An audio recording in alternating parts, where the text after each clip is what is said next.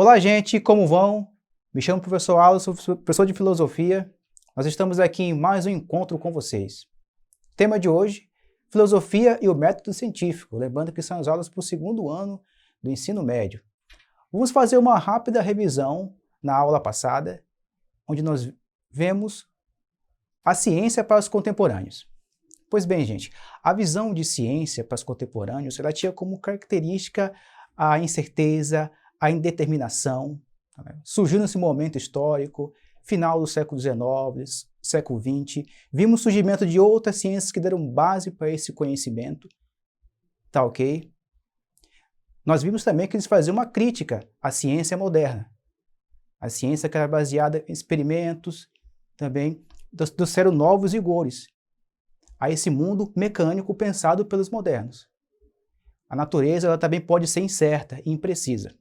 Tá certo, gente? Vamos começar então a aula de hoje. Como nós falamos, o método científico é o nosso tema. Antes de tudo, gente, vamos ver o que é método. O método científico, acompanhe com a gente na tela. O que é o método? O método científico, ele é um conjunto de regras para a obtenção do conhecimento durante a investigação científica, tá ok? Esse conjunto de procedimentos para a gente chegar a algum lugar. Bom, você sabe que o método, a palavra quer dizer caminho, via. Então, um caminho para se chegar a algum lugar. No caso do conhecimento, é um caminho que facilita ao conhecimento mais evidente, tá ok? Mais exato. Vamos lá, gente. Bom, como começou o método? Essa discussão sobre o método. Falar sobre as suas origens, características. Começou no século XVII. Assistiu a grandes inovações no campo da ciência e do pensamento. Então, o surgimento de grandes ciências, né, como a gente viu na modernidade, com Galileu, Newton, a física, o seu avanço, a astronomia, a descoberta do mundo infinito. Marcado pelo absolutismo monárquico, concentração de todos os poderes nas mãos do rei. E pela Contra-Reforma, reafirmação da doutrina católica em oposição ao crescimento do protestantismo. Essa época viu nascer o método experimental e a possibilidade de explicação mecânica e matemática do universo, que deu origem a todas as ciências modernas. Então, vemos o surgimento, o berço das ciências modernas nesse período, século XVII, esse é o contexto histórico também. Também em contraposição às verdades também da igreja. Você sabe que no período medieval, a referência que tinha de conhecimento era a própria igreja. Ela detinha esses saberes, detinha os escritos. Então, com esse tempo, houve uma facilitação, um acesso a esses saberes. Ok? Depois de ter falado um pouco sobre o contexto do nascimento do método científico, vamos falar agora, continuando falando mais um pouco sobre as origens desse método. A gente traz aqui, em nosso slide, essa imagem que você pode ver dois pensadores, os dois filósofos que contribuem para o método, Rogers e Francis Bacon. Bom, gente, além do Descartes que a gente falou, que deu um passo para o conhecimento seguro, o Descartes criticava, vamos dizer, a experiência dos nossos sentidos. O que ele dizia? Os nossos sentidos são meio válidos, a gente não pode confiar muito no que a gente está vendo, sentindo. Precisa encontrar um outro método. Duvidar através disso, através do próprio pensamento.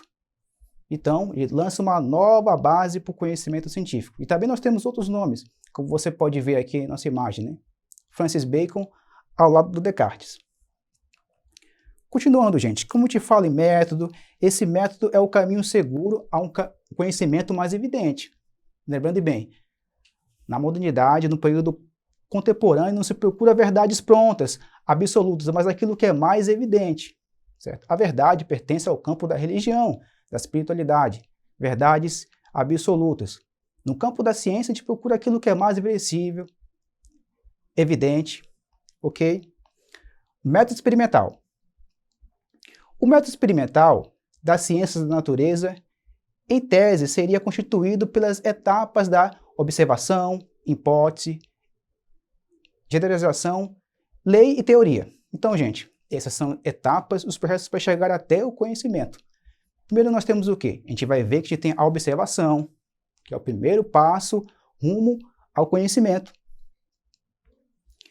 Porém, Nem sempre podem ocorrer variações no procedimento, dependendo da intuição do pesquisador ou do ocaso. Como te falar dessas etapas, elas não sempre são lógicas. O pensador ele pode pular essas etapas, dependendo do problema ou do dilema da pesquisa envolvida. Ok? Dando continuidade, etapas do método científico. A gente vai falar da primeira. Observação. É o primeiro passo do método científico. Acompanha aí. Observação. É o conhecimento científico vou voltar aqui um pouquinho mais. Observação. O conhecimento científico inicia-se com a coleta de informações para descrever de forma qualitativa ou quantitativa o fenômeno, aquilo que se pesquisa, né? O fenômeno, o problema. Bom, a observação se divide em dois aspectos. Primeiro, observação qualitativa. O que é? Quando as informações obtidas não incluem dados numéricos, ok? E a observação quantitativa é obtida com a utilização de instrumentos e resultam em medidas. Ok, gente? Vamos continuar mais um pouquinho. Acompanhe, tome nota aí em nossa aula. Próxima etapa, a hipótese. Primeiro, o pesquisador tem as perguntas, questionamentos. O que são os fenômenos? De que feita as coisas? Aonde te quer chegar? Certo? Hipótese. O que fala? A hipótese é a explicação provisória dos fenômenos observados, uma interpretação antecipada que deverá ser ou não ser confirmada. Vamos dizer aqui, a hipótese ela pode ser um olhar para além. O pensador pode pensar, ele está num processo, mas de repente ele pode lançar um olhar profético os seus problemas, ok? Portanto, ela desempenha o papel de organizar fatos de acordo com uma ordem e de buscar meios para resolver o problema colocado pela observação. Ok, gente? Próximo passo. Depois de ter observado, então a gente fala que todo conhecimento começa com a nossa observação dos sentidos, o que são as coisas. E ter levantado as hipóteses, nós começamos a fazer os testes das coisas. Experimentação. Acompanha aí. Atividade experimental, ela avalia o sistema em estudo e verifica as condições práticas para que o fenômeno ocorra e possa ser produzido. À medida que os experimentos são realizados, as evidências são reunidas e as hipóteses são colocadas à prova. Toda a teoria tem que ser colocada à prova. Isso aqui também a gente estudou com a escola de Viena, com Popper, né? Toda a teoria ela deve incluir também o erro. Alguns exemplos aqui. Bom, Isaac Newton, um prisma da luz, Gregor Mendel e sua experiência com as sementes de ervilha, dá os primeiros passos no estudo da hereditariedade genética. Quase não sai essa palavra, né, gente? Mas saiu. Vamos lá. Próxima etapa e última, generalização e as conclusões da teoria. Ok? A reunião dos dados obtidos, juntamente com as interpretações realizadas, vão validar as informações para justificar a hipótese e explicar o fenômeno. Nessa etapa, os resultados são utilizados para rejeitar ou modificar a hipótese, pois ela deve coincidir com os resultados obtidos. Bom, aí que nós temos o quê? Uma teoria, uma lei. Pronto. Chegada à conclusão desse problema levantado pela pesquisa, nós chegamos à teoria, às leis e os princípios.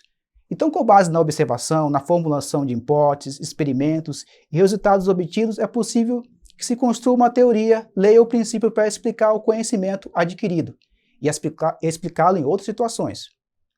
Teoria, ela explica a observação feita e permite previsões a partir do modelo criado. Lei, relaciona matematicamente as grandezas estudadas nos experimentos. E o princípio, generaliza os princípios ou pressupostos, né? Generaliza as regularidades verificadas nos experimentos. Ok, gente? Chegou o momento de nós testarmos o nosso conhecimento. Vamos lá para nossas atividades, caneta e papel na mão. Acompanhe com a gente aí. O tema Teoria da Evolução tem provocado debates em certos locais nos Estados Unidos da América, com algumas entidades contestando o seu ensino nas escolas. Nos últimos tempos, a polêmica está centrada no termo teoria, que, no entanto, tem significado bem definido para os cientistas. Sob o ponto de vista da ciência, teoria é. Então, sob o ponto de vista da ciência, a pergunta: o que é teoria? Vamos acompanhar as alternativas? Alternativa A diz que teoria é sinônimo de lei científica que descreve regularidades de fenômenos naturais, mas não permite fazer previsões sobre eles. A ciência permite isso, tá? Através dos estudos, fazer previsões. Não é isso daqui que nós procuramos. Alternativa B é o sinônimo de hipótese, ou seja, uma suposição ainda sem comprovação experimental. Não, para ser teoria, ela tem que ser provada, experimentada. Alternativa C, o que diz?